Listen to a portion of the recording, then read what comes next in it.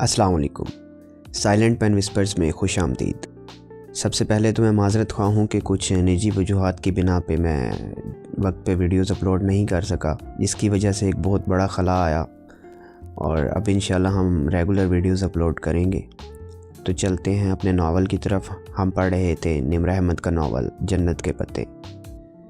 گزشتہ قسط ہم نے ختم کی تھی۔ اس کا تو چہرہ سلیٹ کی طرح چپٹا تھا، ایسی جھلی جس نے سب نقش چھپا دی ہوں۔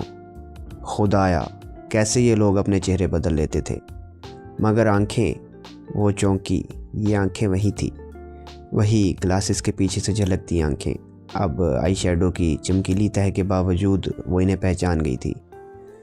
اس بات کا جواب تو بس ڈولی کے پاس ہے جی، اور اس نے مجھے یہی آپ کو بتانے کا کہا تھا۔ سہیلی کی دوستی نبھا رہی ہوں میں تو جی، ورنہ میری جوتی کو بھی شوق نہیں آپ جیسی بد زبان خاتون کے منہ لگنے کا۔ چڑھ کر کہتے ہوئے اس نے دوپٹے کے اندر چھپے ہاتھ باہر نکالے۔ اس میں ایک چھوٹا سا لکڑی کا ڈبہ تھا۔ یہ ڈولی نے بھیجا ہے، اسے اسی طریقے سے کھولیے گا جو اس پہ لکھا ہے، مگر جب تک آپ اسے کھول پائیں گی وہ شاید اس دنیا میں نہ رہے۔ حیا نے اس کے بڑے ہوئے ہاتھوں میں پکڑے اس ڈبے کو دیکھا۔ اس کی کلائی پہ وہی کانٹے کا سرخ بھورا سا نشان تھا۔ یہ کیا ہے؟ اس نے اچنبھے سے سر اٹھا کر پنکی کو دیکھا۔ وہ کہاں کھڑی ہے؟ اسے لمحے بھر کو بھول گیا تھا۔ یہ ایک پہیلی سے کھلے گا، مگر یہ پہیلی صرف آپ ہی بوجھ سکتی ہیں اور آپ بوجھ ہی لیں گی۔ لیکن اس کے اندر موجود چیز نکالنے کے لیے اسے توڑنے کی کوشش مت کیجیے گا۔ اسے توڑ دیا تو وہ چیز آپ کے کام کی نہیں رہے گی۔ پنکی نے مسکرا کر کہتے ہوئے ڈبہ اس کے مزید سامنے کیا۔ اس نے نہ چاہتے ہوئے بھی اسے تھام لیا۔ اچھا باجی جی، رب رکھا۔ وہ وہی خواجہ سراؤں والا لہجہ بنا کر سلام جھاڑ کر دوپٹہ منہ پہ ڈالے پلٹ گیا۔ اس نے جلدی سے ڈبہ پرس میں رکھا اور پیشانی پہ نمودار پسینے کے قطرے ٹشو سے تھپ تھپاتی خود کو کمپوز کرتی حال کی جانب بڑھ گئی۔ بارات کا فنکشن ویسے ہی تھا جیسے کسی بھی شاندار شادی کا ہونا چاہیے۔ بقائے نور بنا حال، بہترین سجاوٹ، دلہن کا قیمتی ڈیزائنر سوٹ اور جیولری، مہوش کے ننیالی کزنز کے گروپ ڈانسز اور پرتکلف طعام کی اشتہا انگیز خوشبو جو ابھی کھلا نہیں تھا۔ آج بھی مرد و خواتین اکٹھے تھے، مگر یوں کہ آدھے حال میں مرد اور باقی آدھے کے میزوں پہ خواتین براجمان تھیں، تاکہ ایک حد تک علیحدگی رہے۔ ان کی فیملی کی کسی بھی لڑکی نے رقص میں حصہ نہیں لیا، مگر مہوش کی کزنز ہر طرف چھائی تھیں۔ وہ آج بھی ایک الگ تھلگ کونے والی میز پہ بیٹھی رہی۔ اس کا دل سٹیج پہ جا کر مووی بنوانے کو قطعاً نہیں چاہ رہا تھا۔ اس شریفوں کے مجرے نے اسے ایسا احساس عدم تحفظ بخشا تھا کہ وہ کسی بھی دوسرے کے کیمرے یا موبائل میں تصویر کھنچوانے سے احتیاط برت رہی تھی۔ یہ موویز اور تصاویر کہاں کہاں نہیں گھومتی ہوں گی۔ اس نے جھرجھری لے کر سر جھٹکا۔ اتنے بڑے حال میں کوئی بھی اس کی جانب متوجہ نہ تھا۔ وہ ویسے بھی اس میز پہ اکیلی بیٹھی تھی۔ اس نے چند لمحے کے لیے سوچا، پھر میز پہ رکھے پرس سے وہ ڈبہ نکالا اور فانوس کی چکا چوند روشنی میں الٹ پلٹ کر دیکھنے لگی۔ وہ ایک ہاتھ جتنا لمبا اور 5 انچ موٹا مستطیل ڈبہ تھا۔ ڈبہ نہ بہت بھاری تھا نہ بہت ہلکا۔ وہ گہری بھوری لکڑی کا بنا تھا اور اس کے ڈھکن کے علیحدہ ہونے کی جگہ پہ 6 خانے بنے تھے، جس کے اندر اے لکھا نظر آ رہا تھا۔ اس نے ایک اے پہ انگلی رکھ کر نیچے کو رگڑا تو اے نیچے چلا گیا اور بی سامنے آ گیا۔ وہ اسے نیچے کرتی گئی اور ان 6 خانوں میں پوری انگریزی کے حروف تہجی لکھے تھے۔ جیسے عموماً بریف کیسز پہ 3 ایسی سٹرپس لگی ہوتی ہیں جو 3 زیرو پہ کھل جاتی ہیں، ویسے ہی اس باکس کو کھولنے کے لیے کوئی 6 حرفی لفظ سامنے لانا تھا۔ پنکی نے کہا تھا کہ اسے کھولنے کا طریقہ اس ڈبے پہ لکھا ہوا ہے۔ اس نے ڈبے کو پلٹ کر دیکھا اور لہجہ بھر کو ٹھٹکی۔ اسے ڈھکن کی اوپری سطح پر کچھ کھدا ہوا نظر آیا۔ وہ چہرہ ڈبے پہ جھکائے آنکھیں سکیڑ کر پڑھنے لگی۔ وہ بہت باریک انگریزی میں لکھا ایک فقرہ تھا۔ Into the same river no man can enter twice۔ ایک ہی دریا میں کوئی شخص 2 دفعہ نہیں اتر سکتا۔ Into the same river no man can enter twice۔ اس نے الجھن بھرے انداز میں وہ فقرہ دہرایا۔ کیا یہی وہ پہیلی تھی جس کا ذکر پنکی نے کیا تھا؟ مگر یہ پہیلی تو نہیں لگتی تھی۔ اس میں کوئی سوال نہیں تھا، बस एक सादा सा फ़िक्रा था। अस्सलाम वालेकुम हया। आवाज़ पे उसने करंट खाकर गर्दन उठाई और साथ ही गोद में रखे डब्बे पे दुपट्टा डाला। सामने शहला खड़ी थी, स्याह अबाया के ऊपर गहरे सब्ज़ स्कार्फ का नकाब उंगलियों से थामे अपनी अज़ली नरम अंदाज में मुस्कुराते हुए। वालेकुम सलाम शहला भाभी, कैसी हैं आप? आएँ बैठें। वो ज़रा संभल कर उठी और जल्दी से डब्बा परस में डालकर उनसे गले मिली।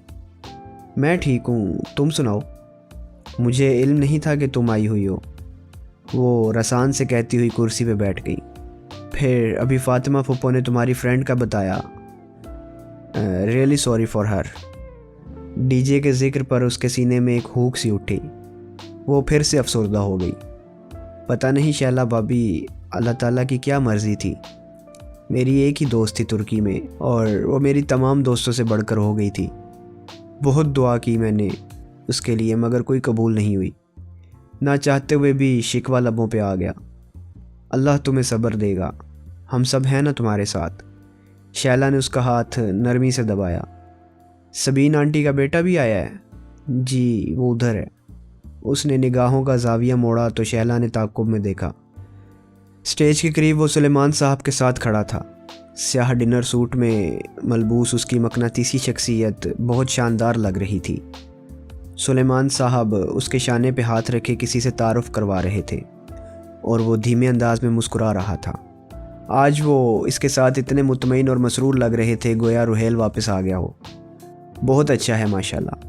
थैंक्स। वो लम्हे भर को झिझकी। शैला भाभी एक बात कहूँ, आपकी सास ने आपकी इतनी खूबसूरत बरी बनाई थी और आज भी आपने उन्हीं में से कोई सूट पहना होगा। इस तरफ तो औरतें ही हैं, आपका अबाया, मेरा मतलब है आपके कपड़े तो नज़र ही नहीं आ रहे।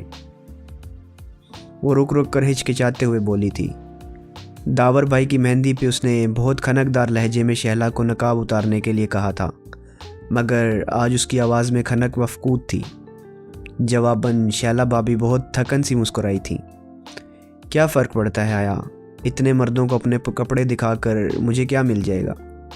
तो नकाब ही उतार दे। उसका लहजा बहुत कमज़ोर था। उसने नकाब ढीला भी नहीं किया। हया ने फिर नहीं कहा, उससे कहा ही नहीं गया। वो तो ख़ुद दिल से नहीं चाहती थी कि शैला नकाब उतार दे, वो तो बस उसका जवाब सुनना चाहती थी। उसे शरीफों के मुजरे का वो मंज़र अच्छी तरह से याद था, जब सुनहरी और चांदी की महवे रक्स परियों के पीछे कुर्सी पे तिरछी होकर बैठी किसी आंटी से बात करती शैला नज़र आ रही थी। मगर आज वो इतनी पज़मर्दगी और थकान से क्यों मुस्कुराई थी, यूं जैसे उसका दिल अंदर तक ज़ख्मी हो। वो दुख, वो थकन, वो ज़ख्मी निगाहें। उसे किसी ने पुकार लिया और वो उठकर चली गई, मगर हया की निगाहें काफ़ी दूर तक उसके ताक़ुब करती रहीं। पिछली दफ़ा उसे शैला को अबाया में देखकर अजीब कोफ्त भरा एहसास हुआ था, मगर आज ऐसा नहीं हुआ था। वो इसकी इन दुख भरी आंखों में अटक कर रह गई थी। शैला को क्या गम था? इतनी अच्छी फैमिली में शादी हुई है, इतना हैंडसम शोहर है, अमीर कबीर, माँ बाप का इकलौता बेटा, फिर उसे क्या दुख था? वो फिर सारा फंक्शन यही सोचे गई। आधी रात गए अपने कमरे में बैठे वो फिर से इस डब्बे को उलट पलट कर देखने लगी।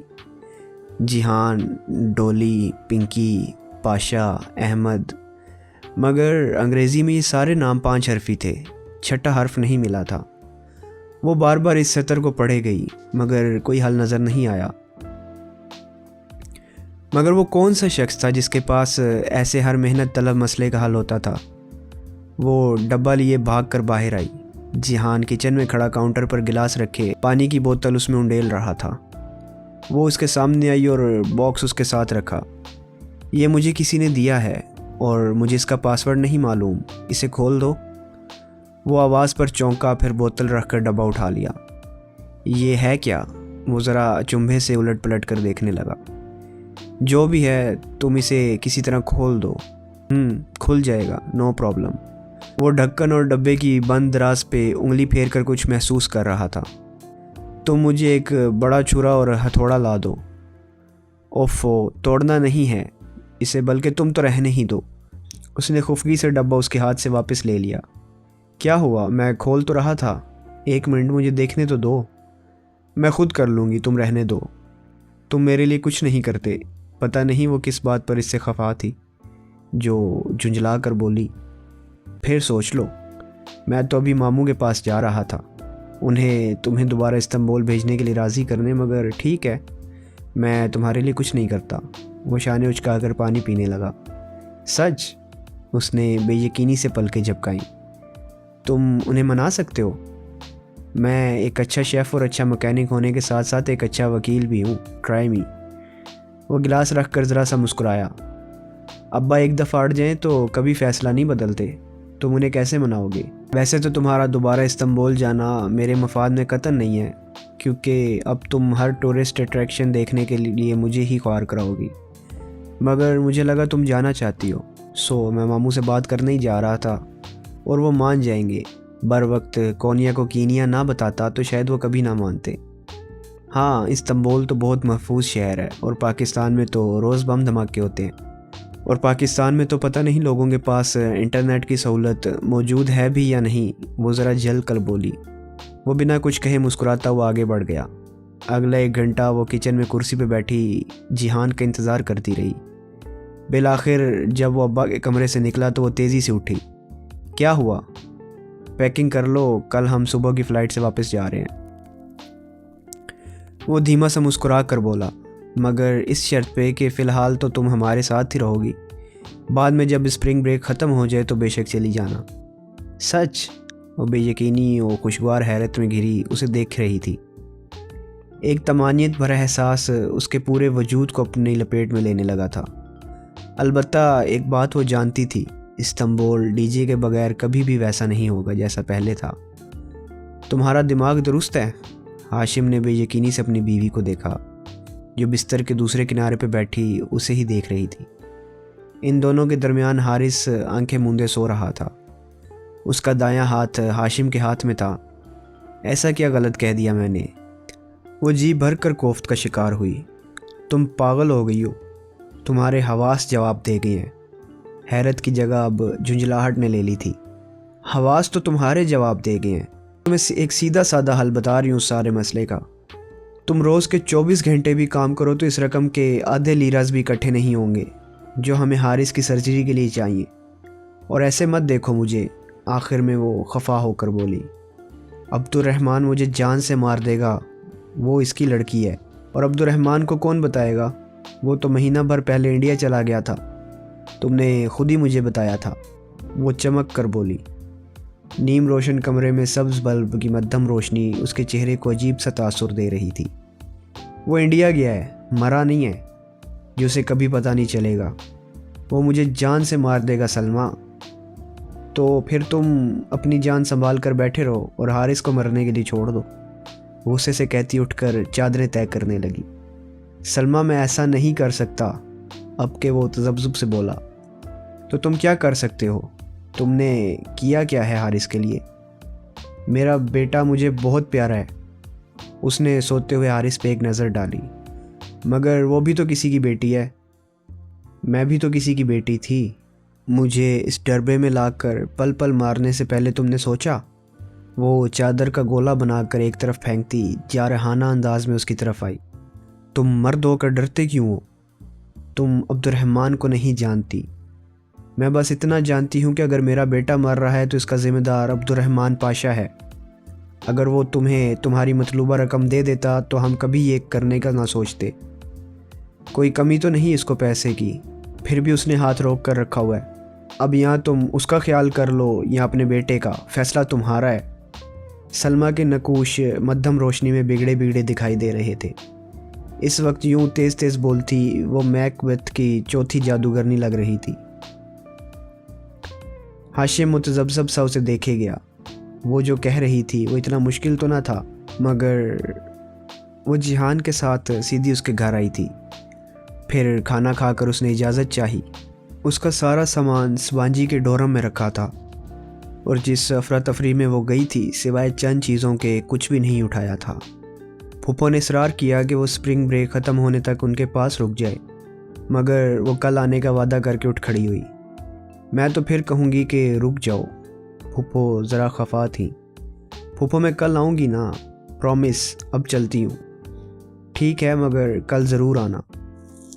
जिहान टिश्यू से हाथ साफ करते हुए डाइनिंग टेबल से उठा। उसकी आंखें और नाक गुलाबी पड़ चुके थे। सर्द और गर्म इलाकों के माबैन सफ़र का मौसमी असर था कि इस्तांबुल पहुँचते पहुँचते उसका फ्लू बुखार में बदल गया था। आओ मैं तुम्हें छोड़ देता हूँ, सिर्फ टॉक्सम तक छोड़ना, आगे से मैं गोरसल पकड़ लूँगी। मैं स्पांजी तक छोड़ दूँगा, नो प्रॉब्लम। वो चाबी पकड़े जैकेट पहनते हुए बोला। नहीं, इस बुखार में तुमसे 45 मिनट की ड्राइविंग करवाई तो तुम 45 दिन तक जताते रहोगे। वैसे भी मुझ पर तुम्हारे एहसान बहुत जमा हो गए हैं, इतने सारे कैसे उतारूंगी। उसके सामने सीने पे बाजू लपेटे खड़ी मुस्कुराते हुए कह रही थी। उतारने के लिए किसने कहा है? वो ज़रा सा मुस्कुरा कर दरवाजे की जानिब बढ़ गया। वो उसकी पुश्त को देखे गई। वक्त गुजरने के साथ साथ जिहान का रवैया उसके साथ नरम पड़ता जा रहा था। पाकिस्तान में पहले 2 दिन तो वो लाताल्लुक़ रहा, शायद इसलिए कि वो दोनों को ठीक से बात करने का मौका ही नहीं मिला था, मगर फिर उसने खुद ही कुछ महसूस किया था। तभी वो खुद आगे बढ़ा और इनके दरमियान खड़ी सर्द दीवार ढा दी। लेकिन क्या वो इसके लिए वो महसूस करता था जो वो उसके लिए करती थी? क्या उसे इनका वो भूला बसरा रिश्ता याद था जिसके मुतालिक उसके घर में कोई बात नहीं करता था? अभी कुछ दिन वो इसके घर रहेगी तो इन सारे सवालों के जवाब जानने की ज़रूर कोशिश करेगी। उसने तहैया कर लिया था। टॉक्सम स्क्वायर का मुजस्मा आज़ादी उसी तरह था जैसे वो छोड़ कर गई थी। मुजस्मे के गिर्द गोल चक्कर में उगी घास पे सुर्ख सफ़ेद और जर्द ट्यूलिप्स खिले थे। हर जगह सालाना ट्यूलिप फेस्टिवल के पोस्टर्स भी लगे थे, जो हर साल की तरह इस मौसम बहार में भी इस्तांबुल में मुनक्किद होना था। ट्यूलिप का फूल इस्तांबुल का सिंबल था, मगर इनकी दिलफरेब महक में डूबा टॉक्सम स्क्वायर हया को खिज़ा आलूद लगा था। वो बहार अब वहाँ नहीं थी, जैसे डीजे नहीं थी। तुम जा रही हो, हालांकि मैं चाहता था तुम कुछ दिन हमारे घर रहो। गाड़ी रोकते हुए जिहान ने चेहरा उसकी तरफ मोड़े संजीदगी से कहा। मैं कल आ जाऊंगी, मगर कल तक मैं सपांजी, अपना डोरम ब्लॉक, झील और हर जगह जहां मैं और डीजे इकट्ठे गए थे एक दफ़ा फिर देखना चाहती हूँ। अकेले, बिल्कुल अकेले। मैं इन बीते लम्हों में फिर से जीना चाहती हूँ। मत करो, तुम्हें तकलीफ़ होगी। बहुत तकलीफ़ सह ली, अब इससे ज़्यादा तकलीफ़ मुझे नहीं मिल सकती। उसने भीगी आंखों का कोना उंगली के नोक से साफ़ करते हुए कहा था। ओके, उसने समझकर सर हिला दिया। उसके चेहरे पे अभी तक नकाहत थी, वो वाकई बीमार लग रहा था। जिहान चला गया और मुजस्मे आज़ादी के इर्द गिर्द उगी घास के करीब जा खड़ी हुई। वो घास का गोल कित्ता अर्जी दरअसल यूं था जैसे कोई चपटा रखा गोल सा सब्ज़ फूल जिसकी सब्ज़ पत्तियां बनी हों, और हर पत्ती के दरमियान एक सीधी रोशनी थी जो मुजस्मे तक ले जाती थी। टॉक्सम के हर फूल, हर पत्थर और हर बादल पे जैसे यादें रकम थी। वो इसका और डीजे का 0 पॉइंट था, मेन स्टॉप। तकरीबन हर दूसरे दिन वो इधर आती थी। गोरसल उन्हें यहीं जो उतारा करती थी। यहाँ से वो आगे अमूमन मेट्रो ट्रेन पकड़ लिया करती थी। इस स्क्वायर का चप्पा चप्पा उन्हें याद था और डीजे के बगैर सब कुछ अधूरा था। और इस तरफ इस्तिकलाल स्ट्रीट थी, वहाँ से की गई इनकी ढेरों शॉपिंग जो रायगा चली गई। इस्तिकलाल स्ट्रीट आज भी वहीं थी, बहुत तवील, ना ख़त्म होने वाली, मगर ज़िंदगी ख़त्म हो गई थी। गोरसल की खिड़की के शीशे के पार वो बासफोरस का अजीमुश्शान समंदर देख रही थी। वहाँ से एक फेरी गुज़र रहा था। उसे याद था जब पहली दफ़ा इन दोनों ने इसी जगह पुल पार करते हुए नीचे फेरी तैरता देखा तो वो खुशी और जोश से पागल ही हो गई थी। वो कभी पहरी जहाज़ में नहीं बैठी थी और सिर्फ उसे देखकर ही पुरजोश हो गई थी। फिर फेरी वहीं रह गया और ज़िंदगी ख़त्म हो गई। दोपहर की ठंडी ठंडी धूप स्पांजी की दीवारों पे फैली थी। डोरम ब्लॉक्स तकरीबन वीरान पड़े थे। स्प्रिंग ब्रेक अभी ख़त्म नहीं हुई थी और स्टूडेंट्स अपने अपने टूर्स पर थे।